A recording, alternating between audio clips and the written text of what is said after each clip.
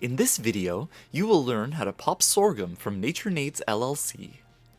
You will need an air popper, a heat-resistant bowl, a measuring cup, popping sorghum grain, and water.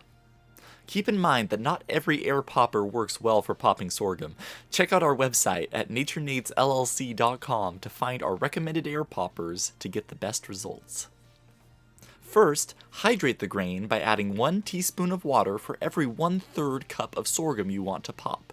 In other words, if you want to pop a full cup of sorghum grain, add 3 teaspoons of water. This will help increase the yield of popped sorghum. Mix the grain and water together until the water has been absorbed by the grain and there is no standing water at the bottom of the container. Once you have done this, the grain is ready to pop. Fill the measuring cup with sorghum grain using the recommended amount specified for the air popper. If there is no recommended amount specified for your air popper, 1/3 of a cup of sorghum should suffice.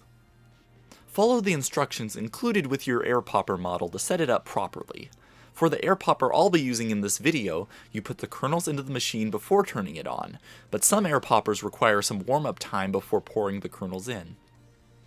Once the air popper is running and is filled with sorghum, it should start popping after about 1.5 to 2 minutes.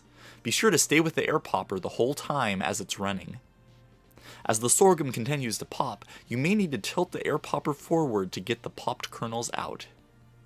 Do not try to get every single kernel to pop, or they may start to burn. Once you are done popping, turn off the air popper and unplug it. Then, season the popped sorghum with whatever seasonings you prefer and enjoy.